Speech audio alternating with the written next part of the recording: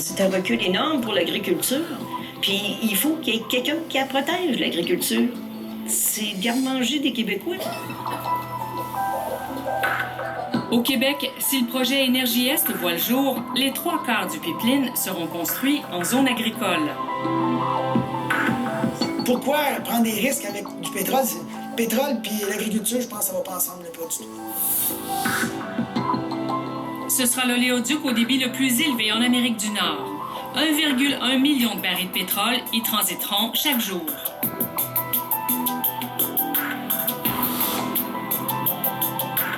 Comme vous dites, on est prêt à la partager, cet inconvénient-là, parce qu'on a besoin, tout le monde a besoin du pétrole. Mais par contre, à un moment donné, il faut être aussi assez grand pour faire un bon ménage à deux. Là. À un moment donné, il ne faut pas que ça fasse une affaire eux autres, il faut que ça fasse notre affaire à nous autres aussi.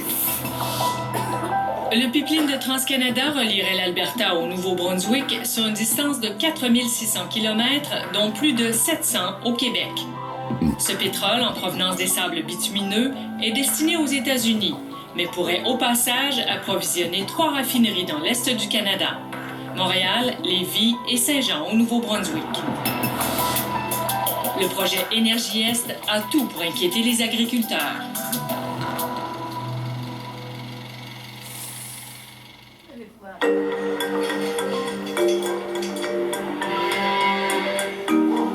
Jean-Claude Côté est producteur laitier et maraîcher à Neuville, près de Québec. Sa ferme, c'est une affaire de famille. L'arrivée du pétrole dans son arrière-cour est loin de le réjouir.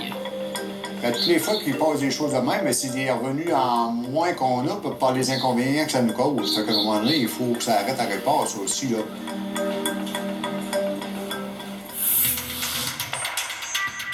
TransCanada projette de construire l'oléoduc sur les terres de M. Côté, là où est déjà enfoui un gazoduc, celui de Trans-Québec-Maritime, une compagnie détenue à 50% par TransCanada. Cela élargirait encore davantage la bande de terre inutilisable, une vingtaine de mètres de large, occupée par l'emprise du pipeline. Mais surtout, M. Côté ne pourrait plus cultiver de la luzerne au-dessus de l'oléoduc. La question de la luzerne, à un moment donné, qui est un point crucial qu'il faudrait que soit démêlé avant qu'il passe, parce que j'accepterai jamais, au grand jamais, qu'on n'ait pas le droit de planter de la luzerne vis-à-vis des emprises. La loi sur la sécurité des pipelines vient d'être modifiée. Elle interdit désormais toute activité au-dessus des installations qui affecte ou remue le sol à une profondeur de plus de 45 cm. Or, les racines de la luzerne, une plante fourragère qui pousse à perte de vue dans ces champs, peuvent atteindre 300 cm de profondeur. C'est un non-sens. Les champs de foin qu'on fait actuellement vont être, mettons, une partie en luzerne, une partie en graminées, puis après ça, le parti qui sera en haut du gazoduc qui va devenir en luzerne, c'est impensable de faire ça de même. Un non-sens, car il faudrait que M. Côté change de machinerie agricole chaque fois qu'il cultive une portion de champ différente.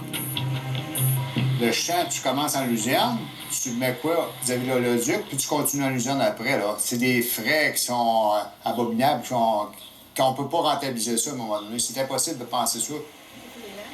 On va intervenir auprès de l'Office pour qu'elle permette, au moins, au niveau des plantes, qu'on puisse continuer à cultiver de la luzerne. Ça se faisait avant.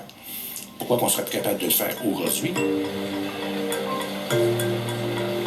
Les agriculteurs demandent à l'Office national de l'énergie, qui fait appliquer la loi sur la sécurité des pipelines, de corriger l'anomalie. L'organisme fédéral doit trancher là-dessus au cours des prochains mois. Parce qu'il faut penser plus loin que 10 ans, 15 ans, 20 ans. Là. Et nous autres, c'est sûr qu'on ne sera plus là, mais si nos enfants, nos petits-enfants peut-être seront là, puis ne veut pas laisser un héritage qui soit pris avec ça, puis qui soit déçu des gestes qu'on a posés présentement.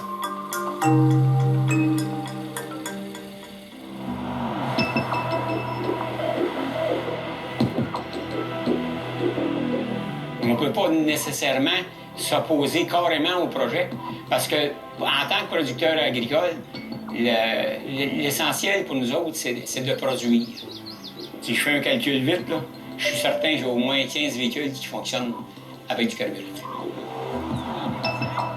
Jean-René Héroux cultive du maïs et du soya en Mauricie. Ces terres sont réparties entre Louisville, Yamachiche et Masquinongé. Le pipeline sera construit à l'entrée de ces champs, là où est déjà enfoui le gazoduc, qui appartient en partie à TransCanada. Bien, il y en a certains qui s'opposent, mais j'aimerais qu'ils fassent un examen de conscience. Parce que ils sont 2 personnes dans la maison, ils ont 3 véhicules à la porte. À ce moment-là, il me semble qu'il y a une contradiction.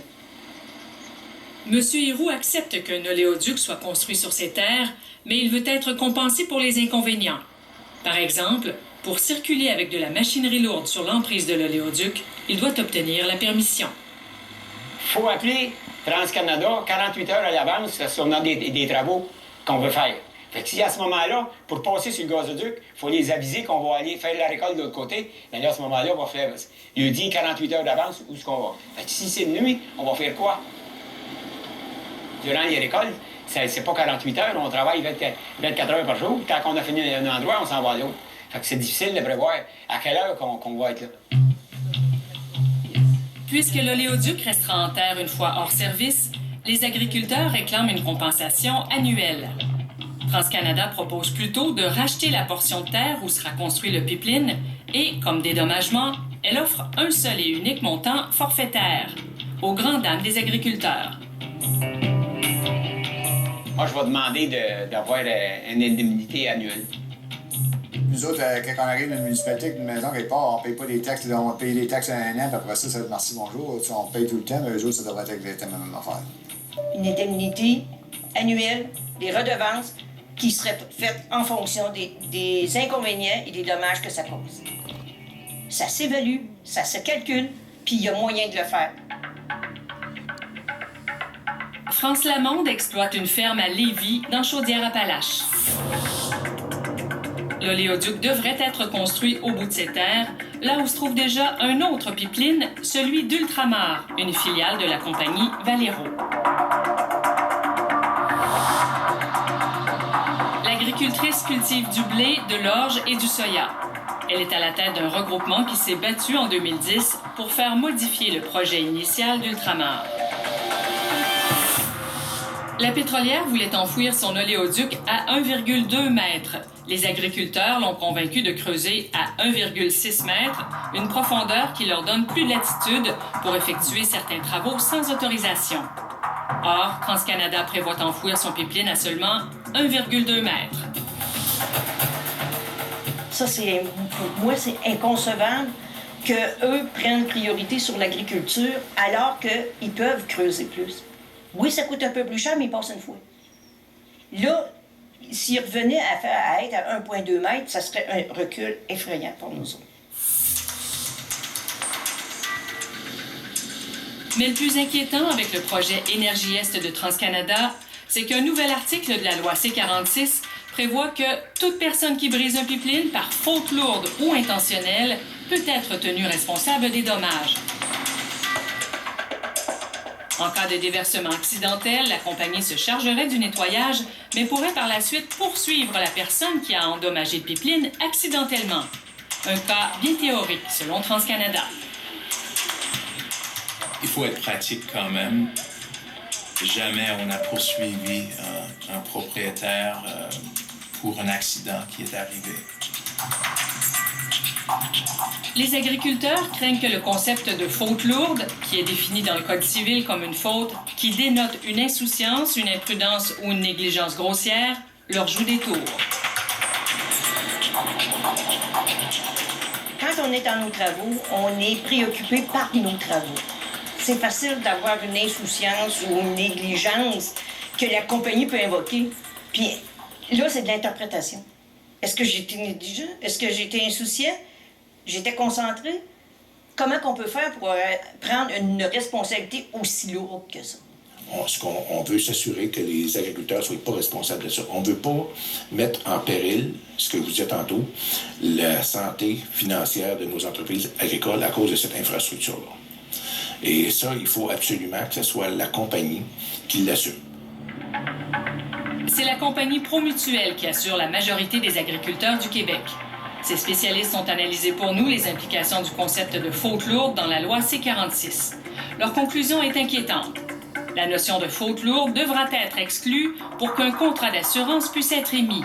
Dans le cas contraire, Promutuelle Assurance se réserve le droit de ne pas renouveler une police d'assurance ou de refuser d'en émettre une. Pour les agriculteurs, c'est inacceptable. C'est inconcevable de nous mettre un poids comme ça pour les bénéfices d'une entreprise privée. Je sais que c'est un sujet de discussion qui continue entre TransCanada et l'UPA. Je ne peux pas présumer la solution à laquelle les deux côtés vont arriver, mais j'ai confiance qu'on va surmonter cette question-là. En 2010, avec le pipeline d'ultramar, la même clause devait prévaloir.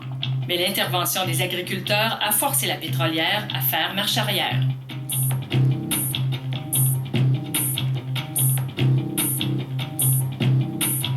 On nous a tous dit ça. C'est impossible de changer ça. C'est le même partout. Ça a toujours été le même, c'est le même partout, puis ça va rester le même. Sauf quand on s'est défendu, on a prouvé, on a démontré que la responsabilité était beaucoup trop grande pour nous. On a eu gain de cause. Vous avez réussi à l'éliminer? On a réussi à éliminer la faute lourde, totalement. On ne peut être poursuivi qu'en cas de faute intentionnelle. Après la pause, des fuites difficiles à détecter.